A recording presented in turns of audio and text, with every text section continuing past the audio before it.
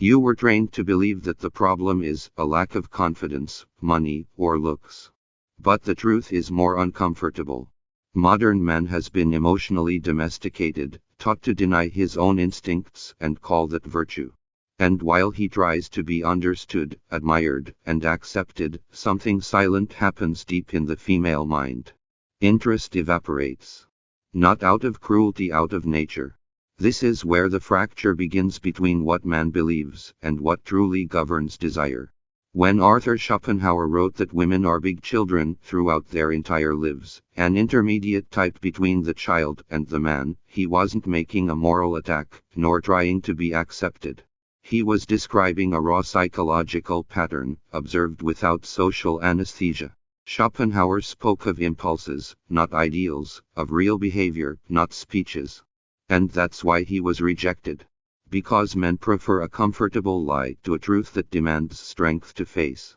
The modern man reads that phrase and gets offended, when he should ask himself why it still explains so much of what he experiences today. The criticism of Schopenhauer is always the same: misogynist, outdated, bitter. What almost no one notices is that he anticipated something that neuroscience and evolutionary psychology only began to map decades later. Female desire does not respond to male moral logic, but to instinctive, emotional, and unconscious stimuli. The woman doesn't feel like a woman, right? The woman doesn't connect first with intentions, speeches, or promises. She reacts to signals of inner strength, emotional autonomy, and controlled unpredictability. When man ignores this, he isn't punished with anger. He's punished with indifference. This is the point where the most paralyzing illusion of the average man is born: the idealization of female value. He places the woman on a psychological pedestal, treats her interest as the ultimate prize, and starts acting from fear of loss. The body tenses. The mind gets scared. Thoughts race. Language changes. He starts explaining himself, justifying himself, anticipating emotions that weren't even asked for. And without realizing it, he communicates exactly the opposite of what he imagines: lack of center, emotional dependence, absence of core. The rejection that follows doesn't seem logical to him, but to the female instinct it's almost automatic. Researchers like David Buss have shown that, throughout evolution, women developed highly refined selection strategies to filter partners with emotional instability, low inner resilience, or excess affective need. It's not just about financial resources, as many repeat simplistically. It's about emotional, social, and psychological resources.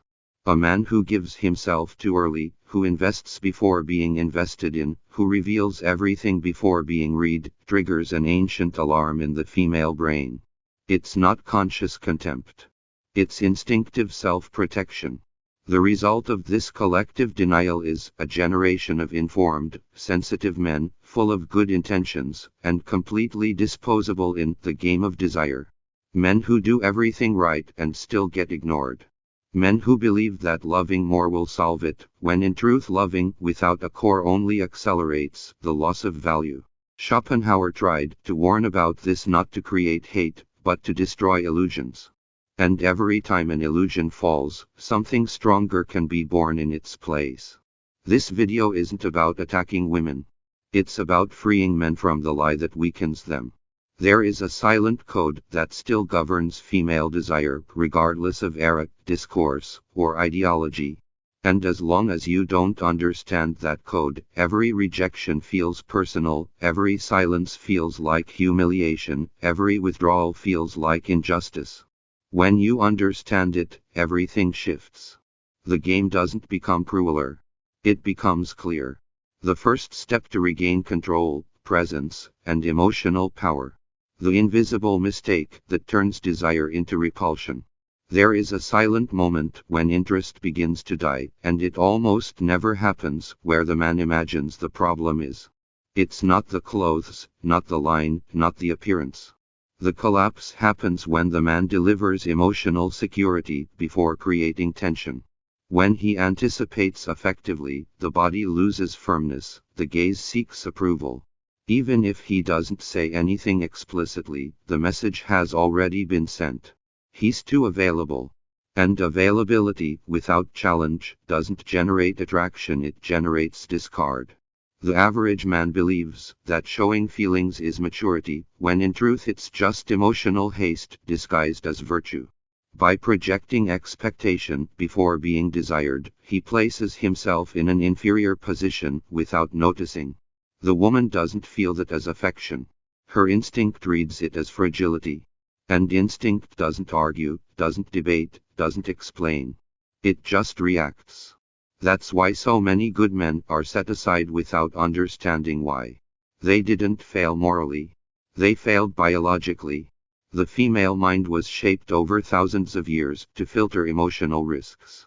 A man who shows dependence too early signals internal instability, even if he's polite, intelligent, or well-intentioned. Evolutionary psychology shows that women learn to avoid partners who seem to need the bond more than they can sustain their own emotional structure. It's not about coldness. It's about instinctive survival. A man who doesn't sustain himself emotionally alone becomes a burden, not a safe harbor. That's why often when you show sincere intention, she pulls away. Not because you were too honest, but because you eliminated the inner game of desire. Attraction doesn't arise from total clarity. It arises from contrast. From unfilled space. From the feeling that there's still something to discover. When you give yourself too quickly, you resolve the tension before it exists. And without tension, there's no psychological excitement, just predictability. Recent behavioral research shows something uncomfortable for an emotionally reactive man. Women tend to feel more attracted to men who don't validate immediately, who don't respond on impulse, and who maintain an emotionally neutral stance in the face of affective stimuli. This doesn't mean ignoring or despising. It means not moving from anxiety. Perceived value arises from controlled emotional scarcity, not from constant offers of attention. Applying this doesn't require artificial coldness or childish games. It requires self-control. It means not reacting in the heat of the stimulus. Not explaining too much. Not trying to guarantee the bond. Creating a space where she needs to interpret you. Where the investment comes from her. This field of emotional unpredictability activates a female instinct of curiosity and evaluation. And the more she invests trying to understand, the more value she attributes. The man who masters this space doesn't beg for desire. He becomes its reference point. The invisible mistake isn't loving too much. It's loving without a core. And as long as you don't learn to sustain silence, presence, and inner control, every attempt at approach becomes, in her eyes, just another sign of weakness, dressed up as good intention. The truth that Freud saw in female desire. There is a recurring pattern in men who suffer repeated rejections and can't explain why. They aren't trying to seduce, they're trying to be accepted. Deep down, they don't seek desire, they seek shelter. This doesn't come from malice, it comes from an ancient lack. When Sigmund Freud observed the unconscious dynamic between men and women, he identified something uncomfortable for the male ego. Many men project onto the woman the emotional figure of the mother. They expect understanding, patience, validation, and care. And without noticing, they abandon the adult posture and take on the role of the affective son. The problem is that the female unconscious rejects this role with silent force. A woman may even shelter a fragile man for a time, but she doesn't desire him, doesn't respect him, doesn't follow him emotionally. Desire doesn't grow where there is dependence. It is born where there is symmetry of inner strength. When the man seeks approval, he hands over control of the emotional core. And whoever hands over the core loses polarity. Without polarity, there is no tension. Without tension, there is no attraction. Carl Jung's analytical psychology helps understand this with brutal clarity. In the deep female imaginary, the archetype that awakens desire isn't the man who asks, explains, or adapts too much. It's the king man, the one who occupies space, sustains himself, who doesn't need to be emotionally guided. The woman doesn't desire to lead the man, she desires to be led, not in the superficial sense of domination, but in the symbolic sense of direction, presence, and inner security. What really triggers female desire isn't isolated kindness, excessive empathy, or constant emotional effort. It's mystery allied with dominance. It's the feeling that this man can't be fully predicted or easily deciphered. There's a slight symbolic threat in that. Not real danger, but the psychological risk of losing something valuable. The female brain responds to that risk with excitement, attention, and emotional investment. Security offered too early anesthetizes this process. Recent experiments from Stanford University reinforce this pattern objectively. By measuring heart rates and dopamine release in women interacting with different male profiles, researchers observed something that contradicts popular discourse: excessively empathetic, available, and effective men activated less excitement than emotionally neutral, contained, and self-centered men. Not because they were cold, but because they didn't seek approval. They were present, not needy. This is where the technique enters, the inverted mirror technique. Not as a trick, but as an inner posture. Instead of reacting automatically, you observe. Instead of explaining yourself, you allow silence. Instead of trying to conquer, you sustain your own presence. This behavior creates a powerful projective field. The woman starts filling the empty spaces with imagination, expectation, and curiosity. She invests energy trying to understand what you feel, what you think, what you want. And whoever invests gets involved. The man who understands this stops begging for desire without noticing. He understands that attraction isn't something you ask for or prove. It's something you awaken by how you position yourself in the world. When you abandon the role of emotional son and assume the place of centered adult, something changes in the air. The woman doesn't feel it as strategy. She feels it as presence. And presence is what separates the man who is tolerated from the man who is desired. There is a brutal difference between understanding what's wrong and knowing exactly how to fix it. It's what the woman doesn't feel.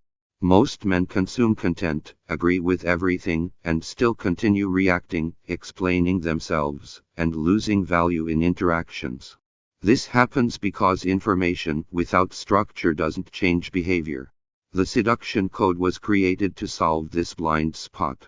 It doesn't deliver ready-made lines or generic advice.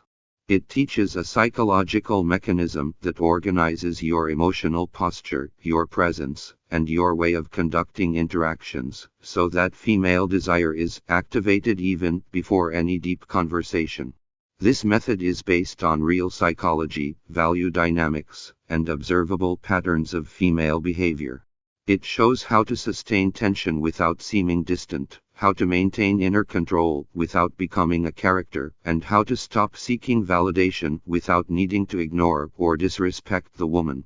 It's not about seeming confident, it's about becoming stable enough not to need to prove anything. When this mechanism is active, the dynamic changes on its own. You stop chasing and start being tested, and whoever is tested already has the advantage. The seduction code isn't for men who want emotional shortcuts. It's for those who understood that the game is internal before it's external.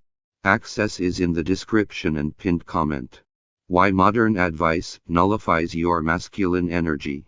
Modern man was educated to believe that avoiding confrontation is maturity, that yielding is a sign of emotional intelligence, and that molding to the other is proof of love. This training didn't make him more desirable, it made him predictable. The docility taught as virtue broke something essential: contact with his own instinct.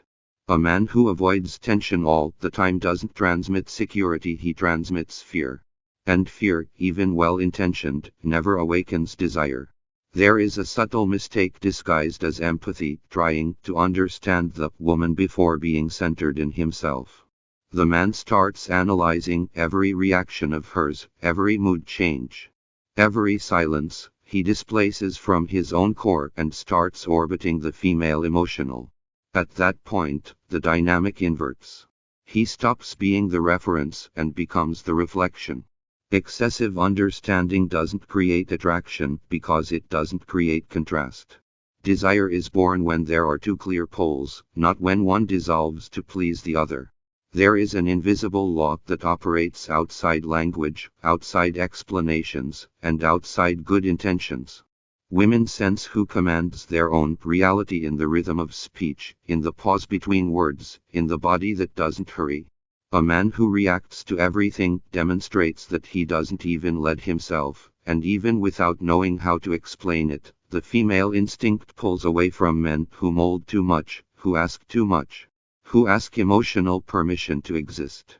Recent behavioral studies from the University of Vienna showed something revealing. Women exposed to assertive, calm, and emotionally contained men showed greater physiological excitement than those exposed to verbally affectionate and excessively explanatory men.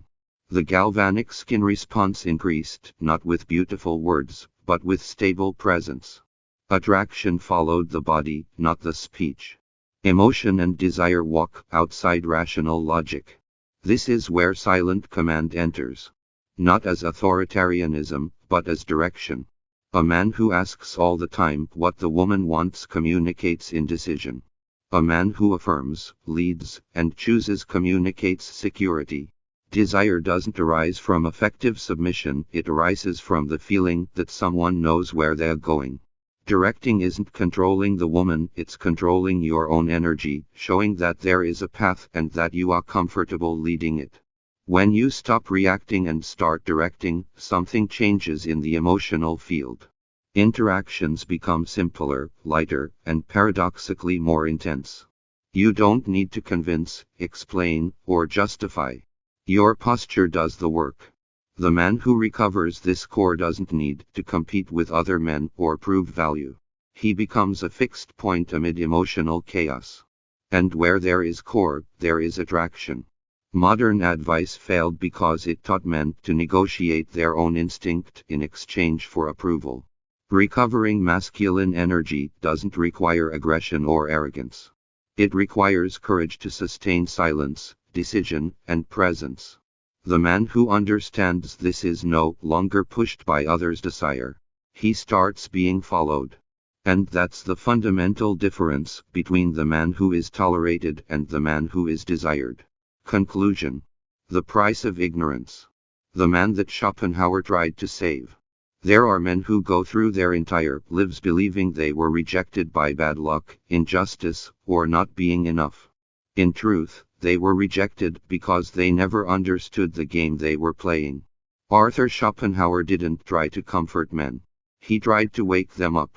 He understood that the dynamic between man and woman isn't based on moral merit or emotional injustice, but on instinctive forces that operate below language. Whoever ignores this isn't punished with hate. They are punished with irrelevance. The mistake of modern man was trying to negotiate with biology using speeches. He believed that good intentions would compensate for the absence of core, that sensitivity would compensate for lack of presence, that emotional effort would replace inner control. It doesn't replace. Female desire doesn't respond to arguments. It responds to signals. Signals of stability, direction, and emotional depth. When those signals don't exist, the woman tests. And when the man fails the test, she pulls away without knowing how to explain why. This logic was brutally synthesized by David Diida when he stated that the feminine tests the depth of the masculine with chaos. Chaos isn't a personal attack. It's a filter. The woman provokes instability to observe whether the man maintains his own center or collapses trying to please. The man who reacts loses respect. The man who holds steady gains something much rarer, presence. And presence is the foundation of lasting desire. The solution was never in pleasing more, explaining better, or adapting more carefully. The solution has always been in strategic coldness, inner dominance, and silent magnetism. A centered man doesn't chase, doesn't beg, doesn't justify. He observes, chooses, and leads. He understands that silence also communicates, that pause also leads, and that well-managed emotional scarcity builds value inevitably. This is exactly where most fail because they try to apply techniques without changing the inner core. What separates the average man from the desired man isn't a ready-made phrase or isolated behavior. It's a mechanism, a psychological system that reorganizes posture, emotional reaction, body language, and interaction rhythm. A mechanism that acts before words, before logic, and before intention. When this mechanism is active, the dynamic inverts naturally. The woman starts to invest, test, and seek. The man starts to choose. Antifragile wasn't created as a set of tips, but as an engineering of masculine behavior. A model that teaches how to sustain tension, how to direct interactions effortlessly, and how to activate female desire without neediness, without childish games, and without losing your own identity. It's not about conquering women. It's about recovering inner control.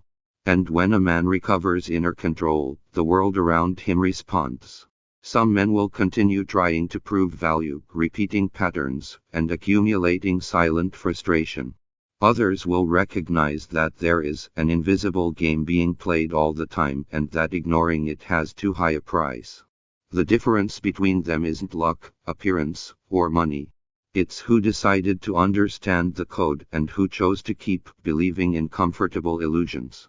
Acquire Antifragile in the pinned comment for just $20, because the knowledge there cannot be disclosed here on YouTube, otherwise the channel gets taken down, banned.